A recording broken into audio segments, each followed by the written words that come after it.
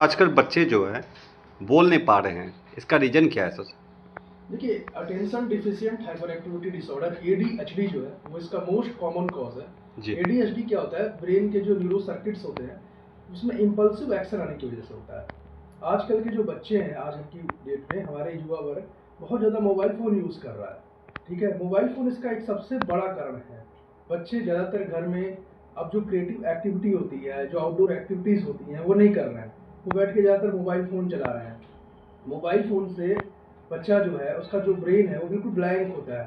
Mobile phone जब वो देखता है तो वो उसमें बिल्कुल डूब जाता है, जिसको बोलते हैं एब्ज़ॉर्ब हो जाना। अगर एक वयस्क इंसान मोबाइल फ़ोन देख रहा है तो उसके ब्रेन की जो एक्टिविटी होती है वो कई पार्ट में बटी होती है, वो कुछ और चीज़ें सोचता रहता है। लेकिन जो बच्चा होता है आपका, जो छोटे बच्चे होते हैं 2 साल, 3 साल, 4 साल, 5 साल के जो बच्चे होते हैं, जब वो मोबाइल फ़ोन पे कोई चीज़ देखते हैं तो बिल्कुल एब्ज़ॉर्ब होके देखते हैं। उनके पूरे नर्वस सिस्टम उसमें डूबा हुआ रहता है, वो उसी पे ध्यान देते रहते हैं। जिससे उनका बाहरी पार्ट से, एक्सटर्नल एनवायरनमेंट से लिंक खत्म हो जा रहा है। उनकी जो क्रिएटिव एक्टिविटी होती है, ब्रेन के 2 पार्ट होते हैं, लेफ्ट हेमिस्फीयर और राइट हेमिस्फीयर। राइट हेमिस्फीयर क्या होता है? लॉजिकल होता है, और लेफ्ट हेमिस्फीयर क्या होता है? आर्टिस्टिक होता है। दोनों का बैलेंस बहुत ज़रूरी होता है हमारे सेंसरी ऑर्गन के डेवलपमेंट के लिए। जैसे हम जो बोल रहे हैं, ठीक है, जो हम देख रहे हैं, जो हम सुन रहे हैं, इसको सेंसरी ऑर्गन कहा जाता है। मोटर और सेंसरी नर्वस सिस्टम आपस में जब सर्किट कंप्लीट करते हैं तब ये चीज़ें फंक्शन में आती है। लेकिन बच्चे का जो ये सर्किट होता है वो प्रॉपर कोऑर्डिनेट नहीं कर पाता है। कंप्लीट तो होता है क्योंकि वो तो सही होता है, लेकिन कोऑर्डिनेट नहीं कर पाता है। तो अक्सर माता पिता, देखिए आज की डेट में बहुत सारे माता पिता इसको लेकर परेशान हैं कि उनका बच्चा 4 साल का हो गया, 5 साल का हो गया, 3 साल का हो गया, लेकिन प्रॉपर बोल नहीं पा रहा है, या 1-2 शब्द का उच्चारण कर रहा है। कोई बाबा बोल रहा है, कोई पापा बोल रहा है, कोई मम्मा बोल रहा है, लेकिन पूरी वाक्य को नहीं बोल पा रहा है, ना बोल पा रहा है, ना समझा पा रहा है। अक्सर माता पिता इस भ्रम में चले जाते हैं कि उसको कोई एनाटॉमिकल डिस्फंक्शन है, जैसे उसके टंग में या पैलेट में कोई डिफॉर्मिटी है, या उसके ब्रेन में कोई डिफॉर्मिटी है। फिर वो सर्जिकल प्रोसीजर पे चले जाते हैं विदाउट प्रॉपर डायग्नोसिस, जबकि इसका कारण कोई डिफॉर्मिटी नहीं होती है। इसका कारण होता है, इसका जो रीजन होता है वो होता है साइकोलॉजिकल होता है। बच्चा अगर 3 घंटे से ज़्यादा मोबाइल फ़ोन यूज़ कर रहा है या 2 घंटे से भी ज़्यादा मोबाइल फ़ोन यूज़ कर रहा है तो वो गलत माना जाता है। आज की डेट में कई सारे कंट्रीज़ देख लीजिए आप, चाइना, ऑस्ट्रेलिया, यूएस, जहाँ 15 साल से नीचे के बच्चों को, 15 साल तक के बच्चों को मोबाइल फ़ोन देना पे बैन लगाया जा चुका है। ऑस्ट्रेलिया में तो बिल्कुल अभी रिसेंट की घटना है।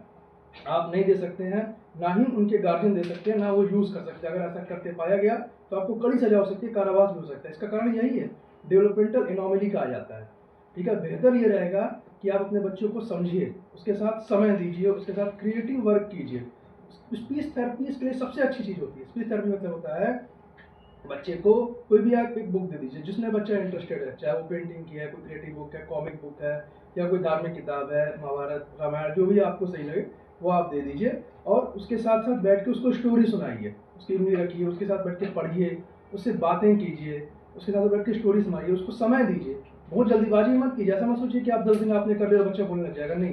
या आप इस फैलो पैटर्न को फॉलो करेंगे 6 महीना, 7 महीना, 8 महीना, तो बच्चा धीमे धीमे धीमे धीमे उसके जो ब्रेन के जो फंक्शंस हैं वो एक्टिव होंगे, वो प्रॉपर तरीके से ग्रोथ करेंगे, वो समझेगा, वो बोलेगा, वो अपने अंदर क्रिएटिविटी लाएगा, सारी चीज़ों को वो बैलेंस करेगा। बहुत सारे स्कूल हैं, इवन गोरखपुर में भी बहुत सारे ऐसे स्कूल हैं मेरे, जहाँ मैं पर्सनली गया हुआ हूँ, देखा हूँ। ऐसे बच्चों की संख्या बहुत ज़्यादा है जो बोल नहीं पा रहे हैं। ठीक है, पेरेंट भी परेशान है, गार्जियन परेशान है, स्कूल वाले भी परेशान है, जो प्ले वे हैं। ऐसे काफ़ी सारे स्कूल में मुझे बुलाया गया जहाँ देखा गया कि देखिए मेरे पास 50 नंबर्स ऑफ बच्चे हैं, चिल्ड्रन हैं, 60 बच्चे, 60 बच्चे हैं, कि बच्चा बोल नहीं पा रहा है, ढंग से फंक्शन नहीं पा रहा है, उसका बिहेवियर बहुत एनॉमली एग्रेसिव है। इसका कारण यही है, आप मोबाइल फ़ोन से बच्चों को दूर कीजिए। बच्चे की ज़िंदगी मोबाइल फ़ोन मत बनाइए। घर में सभी लोग मोबाइल फ़ोन यूज़ कर रहे हैं तो बच्चा भी मोबाइल फ़ोन यूज़ कर रहा है, नहीं, बच्चे को मिनिमम मोबाइल फ़ोन यूज़ कराना चाहिए। और सभी को ध्यान देना होगा इसके लिए, जो भी परिवार के सारे सदस्य हैं, सबको ये ध्यान देना होगा कि बच्चे का स्क्रीन टाइम 0 हो। जहाँ तक कोशिश कीजिए बच्चे का स्क्रीन टाइम 0 रखिए। क्रिएटिव वर्क में उसको पार्टिसिपेट कराइए, जो भी क्रिएशन है उसके साथ कीजिए, जो एक्टिविटी वो कर रहा है उसको करने दीजिए। छोटी-छोटी बातों पे झुलाइए मत, चिढ़ाइए मत, कि छोटा सा रूम है, वहाँ बच्चा कोई एक्टिविटी कर रहा है तो आपको झुलाहट हो रही है, आपने मोबाइल फ़ोन पकड़ा दिया और बच्चा घंटों मोबाइल फ़ोन में लगा हुआ है और आपको भी लग रहा है कि बच्चा शांत है। नहीं, ऐसी गलती मत कीजिए। ये बच्चे के डेवलपमेंटल एनोमली प्रोड्यूस कर सकता है, बच्चे के अंदर साइकोलॉजिकल चेंजेस ला सकता है। ठीक है, कई बच्चे बोलने लग जाते हैं लेकिन एग्रेसिव हो जाते हैं, बहुत ज़्यादा इमोशनल हो जाते हैं, या इमोशनल पैटर्न उनका बिगड़ जाता है। बहुत सारे माँ बाप शिकायत करते हैं कि बच्चा बहुत चिड़चिड़ा हो चुका है, बहुत जिद्दी हो चुका है, उसका भी रीज़न यही है। ठीक है, अगर इन सारी चीज़ों में सुधार चाहते हैं, बच्चे को अच्छा ग्रोथ करना चाहते हैं, तो बच्चे के साथ समय दीजिए, उसको टाइम दीजिए, उसको क्रिएटिव वर्क में ले जाइए। और अगर आपके साथ भी ऐसी कोई शिकायत है कि बच्चा डिले स्पीच है या बोल नहीं पा रहा है, तो बहुत जल्दीबाजी में कोई डिसीजन मत लीजिए, कोई सर्जरी का या कोई इस तरह का छेड़ने के बच्चे के नॉर्मल अंगों को, ठीक है। उसको समय दीजिए, उसके साथ क्रिएट कीजिए और स्पीच थेरेपी को अपनाइए। स्पीच थेरेपी सबसे बेस्ट मोड है बच्चे को प्रोत्साहित करने का। Thank you sir.